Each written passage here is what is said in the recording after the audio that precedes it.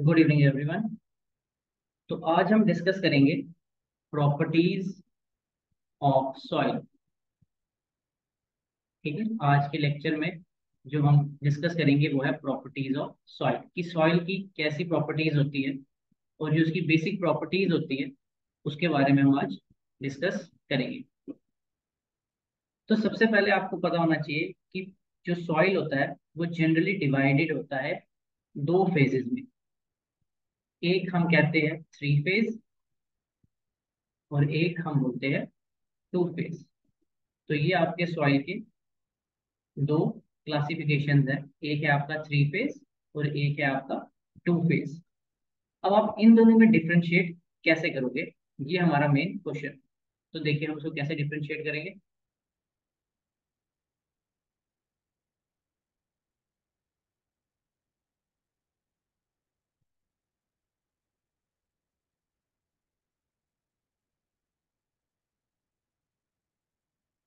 अब देखो, जो आपका थ्री फेज होता है, थ्री फेज, इसमें क्या होगा, आपका सॉइल जनरली तीन चीजों में डिवाइडेड होता है। तो सबसे पहले आपके सॉइल में क्या होता है, सॉलिड, फिर हम बोलते हैं वाटर और फिर हम बोलते हैं एयर। तो इसको हम बोलते हैं थ्री फेज। आप देख सकते हो तीन चीजें में हमने डिवाइड किया है इसको। एक है सॉलिड, एक है वाटर और तीसरा है एयर। ऐसे ही इसका दूसरा क्लासिफिकेशन जो होता है वो होता है टू फेज। टू फेज का मतलब है इसमें अब दो ही चीजें हैं। एक सॉलिड, सॉलिड तो इसमें हमेशा ही होगा, सॉइल में सॉलिड्स हमेशा होते हैं। अब टू फेज में जो दूसरी चीज होगी वो या तो वाटर होगा और एयर। यानी कि अगर वाटर होगा तो तब एयर नहीं होगा, और अगर एयर होगा तो उस टाइम पे वाटर नहीं होगा। ठीक है, तो ये आपके दो फेज में हमने सॉइल को डिवाइड किया है। एक थ्री फेज है, एक टू फेज है। थ्री फेज में सॉलिड है, वाटर और एयर। और सेकंड फेज में सॉलिड तो होगा ही, क्योंकि सॉलिड एक इंपॉर्टेंट पैरामीटर होता है, वो हमेशा ही रहता है। जो दूसरा पैरामीटर है जिसको हम चेंज कर सकते हैं वो या तो वाटर होगा या तो एयर। अब देखिए, अब अगर आप हम फेज डायग्राम की बात करें, किसकी बात करें, फेज डायग्राम, हम इसको रिप्रेजेंट करते हैं फेज डायग्राम से। तो वो आप कैसे शो करोगे फेज डायग्राम में, ये देखो। अगर ये मैं एक ऐसे एक ब्लॉक बनाऊंगा तो मैं इसको ऐसे डिवाइड कर सकता हूँ। अगर ये एक थ्री फेज है तो मैं बोलूंगा यहाँ पे एयर है, यहाँ पे वाटर है और सबसे बॉटम में सॉलिड है। ठीक है, जो सबसे हेवियर होता है वो सबसे नीचे सेटल होगा। तो हमने दिखाया है कि सॉलिड नीचे है और एयर और वाटर हमने इस तरह लेयर्स में दिखाए हुए हैं। अब जनरली आपका सॉइल में इस तरह वो डिवाइडेड नहीं होता है। ये फेज डायग्राम है, सिर्फ एक पिक्टोरियल डिस्क्रिप्शन की तरह आपको समझाने के लिए कि अगर ये थ्री फेज डायग्राम है तो उसमें एयर, वाटर और सॉलिड होता है। सिमिलरली अगर टू फेज, जैसे मैंने आपको बताया, टू फेज में क्या होगा, टू फेज में ये सिर्फ दो में ही डिवाइडेड होगा। उस दो में एक तो आपको पता ही है, सॉलिड तो होगा ही। दूसरा क्या होगा, या तो एयर होगा या वाटर। ठीक है, अगर हम बोलते हैं कि हमारा सॉइल, याद रखना, अगर हम बोलते हैं कि हमारा सॉइल फुल्ली सैचुरेटेड है, फुल्ली सैचुरेटेड का मतलब है कि उसमें एयर बिल्कुल भी नहीं है, एयर जीरो है। याद रखना किस केस में, फुल्ली सैचुरेटेड के केस में। और अगर मैं बोलता हूं कि मेरा सॉइल ड्राइड है, क्या है, ड्राई, तो ड्राई के केस में क्या होता है, वाटर बिल्कुल भी नहीं होता है, तो वाटर उस केस में मेरा जीरो होगा और तब उसमें सिर्फ एयर होगा। ठीक है, तो ये चीज आपको याद रखनी है। अब जो नेक्स्ट हम इसमें आगे पढ़ेंगे वो हम पढ़ेंगे वाटर कंटेंट। सबसे जो हमारा पहला टॉपिक है जो हम इसमें पढ़ेंगे वो है हमारा वाटर कंटेंट, कि हमारा वाटर कंटेंट क्या होता है। तो देखिए, वाटर कंटेंट जो है वो बेसिकली तीन चीजों में डिवाइडेड है। वो आपका क्लासिफाइड है 3 टाइप्स में। सबसे पहला आता है आपका हाइग्रोस्कोपिक, दूसरा आता है आपका कैपिलरी, और तीसरा आता है आपका ग्रेविटी। तो हम इन तीन में अपने वाटर कंटेंट को डिवाइड करते हैं, हाइग्रोस्कोपिक, कैपिलरी और ग्रेविटी वाटर। अब ये तीनों क्या होते हैं ये हम आगे डिस्कस करेंगे। तो याद रखना है आपका जो वाटर कंटेंट होता है, या इसका एक और नाम हम बोल सकते हैं मॉइस्चर कंटेंट। एक और नाम क्या बोल सकते हैं? Moisture content. It is broadly classified into 3 types, hygroscopic, capillary and gravity water. अब देखो, जो ये 3 फॉर्म्स होते हैं, ये जो आपके होते हैं, इसको हम अगर ओवन ड्राई करें, हमेशा याद रखना है ओवन ड्राइंग। अगर हम ओवन ड्राइंग करें, और जो ओवन ड्राइंग होता है वो हमेशा एक फिक्स टेम्परेचर होता है, जनरली 105 से 110 डिग्री सेल्सियस। अगर आप इस टेम्परेचर पे इसको ड्राई करेंगे, तो हमेशा याद रखना है जो आपके वाटर का या जो आपके सॉइल का जो मॉलिक्यूलर बॉन्डेड होता है, जो मॉलिक्यूलर बॉन्डेड वाटर होता है, वो आपका रिमूव हो जाता है ओवन ड्राई पे। ये चीज आपको हमेशा याद रखनी है कि ओवन ड्राई अगर मैं करूंगा तो जो मेरा मॉलिक्यूलर वाटर होता है वो रिमूव हो जाता है। लेकिन हमारा एक और वाटर होता है, उसको हम बोलते हैं स्ट्रक्चरल वाटर। क्या बोलते हैं उसको हम? Structural water. जो हमारा वो होता है स्ट्रक्चरल वाटर, वो इस टेम्परेचर पे रिमूव नहीं होता है। याद रखना, structural water is not removed. तो अगर मैं सॉइल को ओवन ड्राई करूंगा, ओवन ड्राई करते हैं जनरली पानी को निकालने के लिए, ठीक है? किस टेम्परेचर पे करते हैं? 105 से 110 डिग्री सेल्सियस पे। तो जो मेरा मॉलिक्यूलर वाटर होता है वो सारा निकल जाता है, लेकिन जो स्ट्रक्चरल वाटर होता है वो कभी भी रिमूव नहीं होता है, ठीक है? अब देखो, अगर स्ट्रक्चरल वाटर को रिमूव करना है, तो याद रखना स्ट्रक्चरल वाटर आपका रिमूव होता है हायर टेम्परेचर पे या एलिवेटेड टेम्परेचर। तो जनरली हमें चाहिए होता है 500 डिग्री सेल्सियस और मोर, तो जाके आपका स्ट्रक्चरल वाटर रिमूव होता है, ठीक है? अब जो हमारा मेन था, मेन हमारे क्या क्या थे? एक हाइग्रोस्कोपिक वाटर था, एक कैपिलरी वाटर था, और एक ग्रेविटी वाटर था। अब हाइग्रोस्कोपिक वाटर क्या होता है? हाइग्रोस्कोपिक वाटर वो होता है जो आपका जो सॉइल है वो एटमॉस्फेयर से पानी को एब्जॉर्ब कर लेता है। याद रखना है, हाइग्रोस्कोपिक कौन सा वाटर होता है? जो आपका जो सॉइल सॉलिड्स होते हैं वो उसको एटमॉस्फेयर से एब्जॉर्ब कर लेते हैं, ठीक है? वो होता है आपका हाइग्रोस्कोपिक। कैपिलरी वाटर क्या होता है? कैपिलरी वाटर होता है जो आपका जो वॉइड्स होते हैं, यानी कि जो आपके सॉइल के बीच का गैप होता है, सॉइल के जो वॉइड्स होते हैं, सॉइल पार्टिकल्स के बीच में जो गैप होता है, उसमें जब गैप छोटा होता है, काफी स्मॉल साइज का होता है, तो पानी का एक अपवर्ड मूवमेंट होता है, पानी ऊपर आता है। उसको हम क्या बोलते हैं? कैपिलरी वाटर, ठीक है? और जो हमारा तीसरा है वो होता है हमारा ग्रेविटी वाटर। ग्रेविटी वाटर जैसे आपको पता है, बारिश हो गया तो जो पानी by the force of gravity flow कर रहा है एक सॉइल में, पानी सीप इन कर रहा है एक सॉइल में, ठीक है? जैसे, तो वो पानी किसकी वजह से फ्लो करता है? बेसिक होता है हमारा ग्रेविटी। तो जो ग्रेविटी की वजह से पानी फ्लो करता है उसे हम बोलते हैं ग्रेविटी वाटर।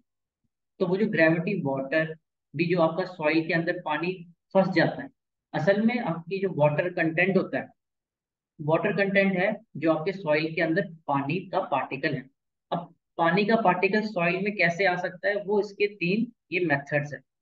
पहला क्या है? हाइग्रोस्कोपिक, या तो सॉइल ने एटमॉस्फेयर से एब्जॉर्ब कर लिया, ठीक। दूसरा क्या है? कैपिलरी, कि पानी का जो नीचे था, जैसे वाटर टेबल था, वहां से पानी थोड़ा अपवर्ड फ्लो कर रहा है। क्यों फ्लो कर रहा है? क्योंकि जो आपका कैपिलरी होता है वो डिपेंड ही इस पे करता है कि आपका जो डायामीटर है, यानी कि जो आपका साइज है, अगर वो कम होगा तो आपका कैपिलरी वाटर ज्यादा होगा। और तीसरा आपका ग्रेविटी है, ग्रेविटी का मतलब जो पानी आपका नॉर्मल ग्रेविटी की वजह से फ्लो कर रहा है, उसके वजह से जो वो पानी आपका सॉइल के पार्टिकल्स में फंस गया है, उसको हम क्या बोलेंगे, ग्रेविटी वाटर। ठीक है, तो ये सब हमारे क्या थे, different types of water content. अब वाटर कंटेंट को हम किस तरह सॉल्व कर सकते हैं या क्या इसका फॉर्मूला है, अब हम वो डिस्कस करेंगे। तो वाटर कंटेंट को मैं डिनोट करता हूँ स्मॉल डब्ल्यू से, और ये इक्वल होता है weight of water upon weight of solid. याद रखना, वाटर कंटेंट किसके बराबर होता है, वेट ऑफ वाटर और अपॉन वेट ऑफ सॉलिड। ठीक है, तो ये इसकी डेफिनेशन है। अगर आपको वाटर कंटेंट इन परसेंटेज निकालना है, तो वाटर कंटेंट इन परसेंटेज हम कैसे निकालेंगे, same weight of water upon weight of solid multiplied by 100। तो हमें क्या मिल जाएगा, हमारा वाटर कंटेंट मिल जाएगा। ठीक है, तो ये चीज हमारा जो बेसिक है कि वाटर कंटेंट क्या होता है। अब इसमें जो एक इंपॉर्टेंट पॉइंट्स है जो आपको याद रखने हैं एक वाटर कंटेंट के लिए, वो क्या है, वो मैं भी आपको दिखाता हूँ, एक मिनट।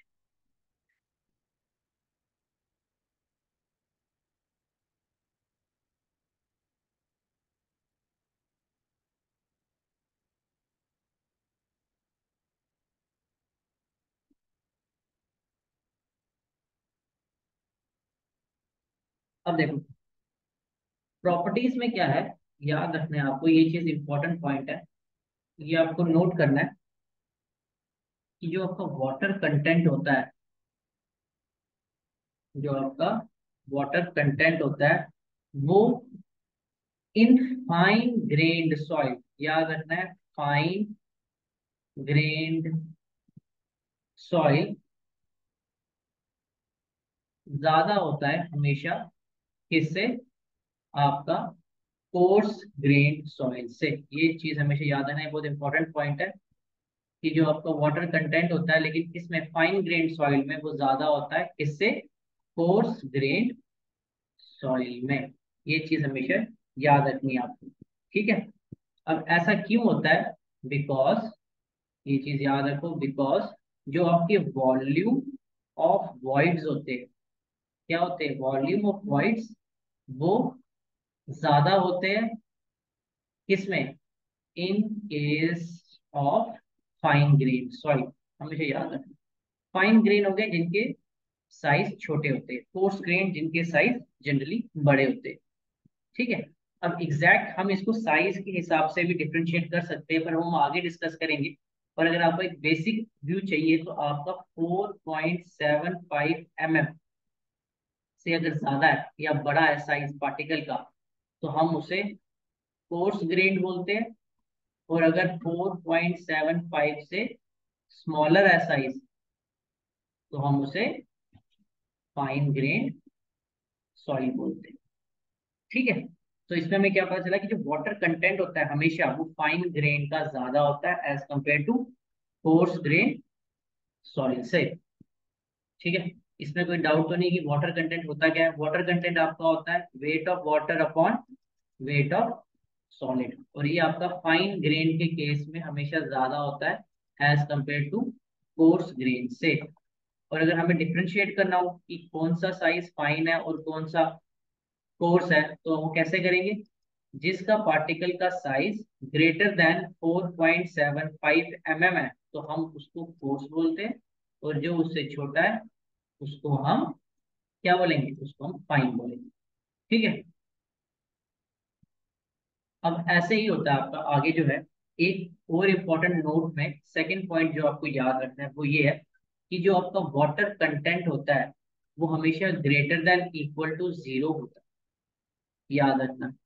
यानी कि वाटर कंटेंट की वैल्यू जीरो के ऊपर, यानी कि 100% से ज्यादा भी हो सकती है। ये बहुत इंपॉर्टेंट पॉइंट है, बहुत बार क्वेश्चंस में आता है कि it can be greater than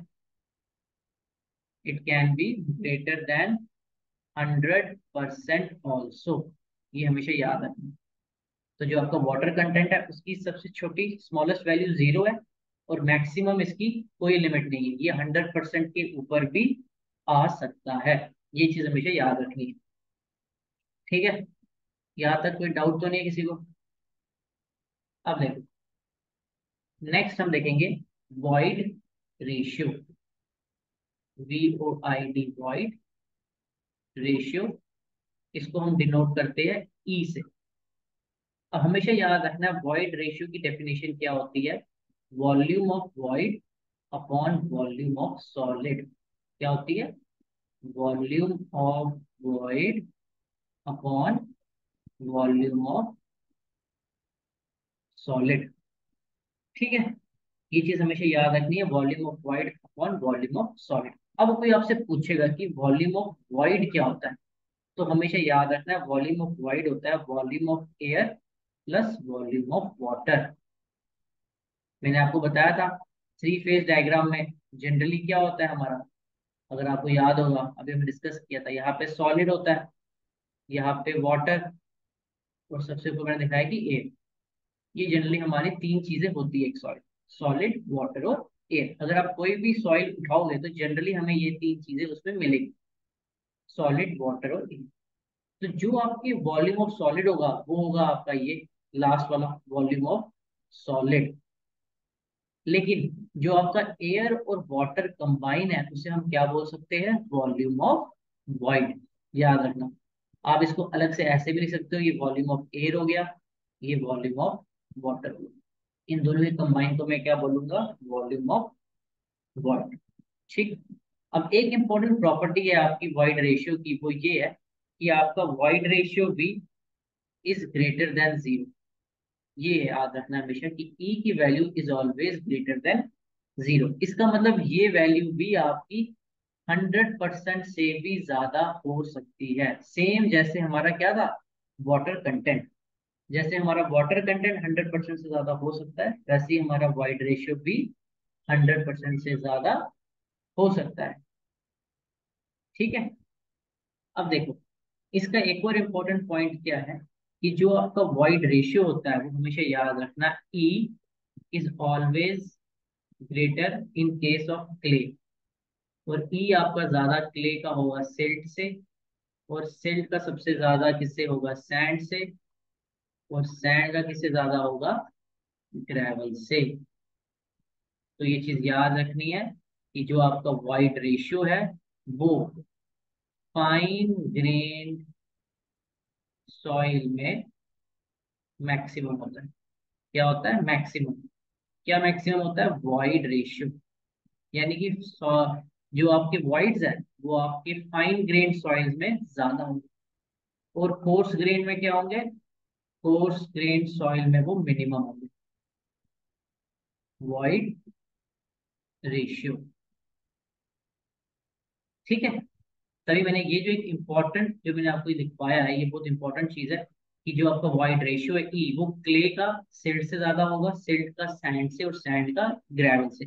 क्योंकि फाइन में सिल्ट आपका सबसे ज्यादा फाइन होता है, उससे कम फाइन सिल्ट, उससे कम सैंड, और कोर्सर साइड पे आपका ग्रेवल आ जाता है। ठीक है, ये चीज हमेशा याद रखनी है। और वैसे ही हम इसको एक और चीज लिख सकते हैं, अगर मैं लिखूंगा ई मैक्स कहीं पे भी, अगर आपको ई मैक्स दिखता है तो उसका मतलब होता है वो बात कर रहा है लूज सॉइल की। हमेशा याद रखना, क्योंकि ई मैक्स का मतलब है कि वॉइड रेशियो ज्यादा है। अगर वॉइड रेशियो ज्यादा है यानी कि गैप ज्यादा है, तो वो सॉइल क्या होती है? लूज।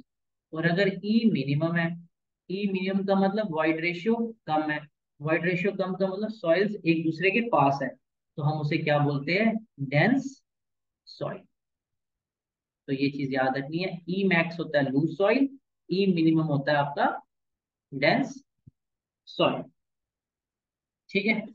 और फिर जो आपका तीसरा आता है, थर्ड पैरामीटर, वो है हमारा पोरोसिटी। एन से हम इसको डिनोट करेंगे। वो क्या है आपका? पोरोसिटी। और पोरोसिटी किसके बराबर होता है? वो होता है आपका volume of void upon total volume. ठीक है, volume of void upon total volume.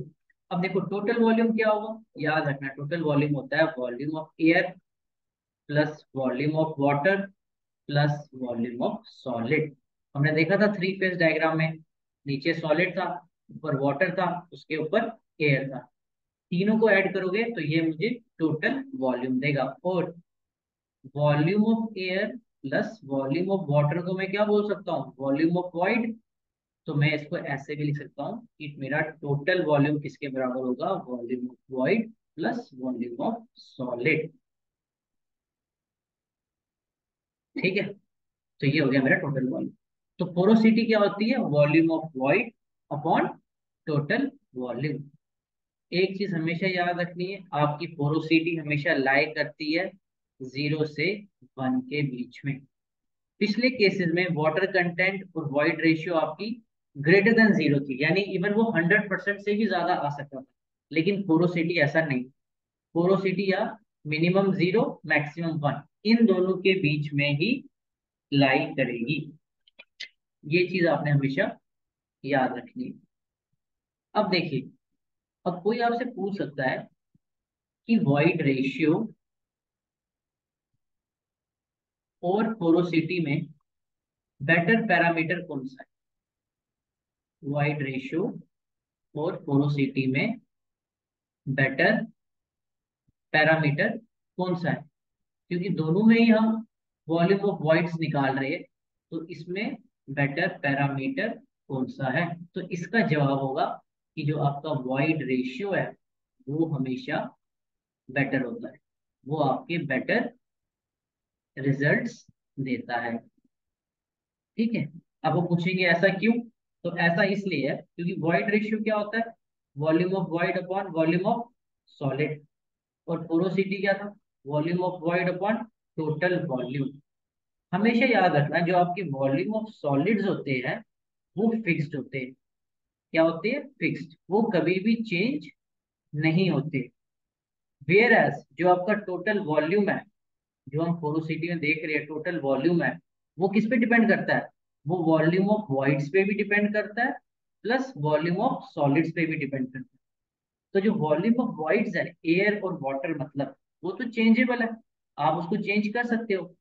तो जब हम पैरामीटर की बात करते हैं तो हमेशा याद रखना वॉइड रेशियो एक बेटा पैरामीटर है, क्योंकि उसमें वॉल्यूम ऑफ सॉलिड्स यूज हो रहा है और वॉल्यूम ऑफ सॉलिड्स हमेशा फिक्स्ड होती है। अब वॉइड रेशियो और पोरोसिटी के बीच में रिलेशनशिप्स है, काफी इंपॉर्टेंट रिलेशनशिप का ये फॉर्मूलेज है जो आपको याद होने चाहिए। जैसे कि सबसे बेसिक रिलेशनशिप है E is equal to n upon 1 - n। ये आपका पहला हो गया। दूसरा आप यही से हम डिराइव भी किया है, n is equal to E upon 1 + E। ये आपका दूसरा फॉर्मूला। और इवन एक और फॉर्मूला है, 1 - n is equal to 1/1 + E। तो ये तीन फॉर्मूले बहुत जनरल फॉर्मूले और बेसिक है, बहुत बार न्यूमेरिकल्स में हेल्प मिलती है, ये आपको याद होनी चाहिए।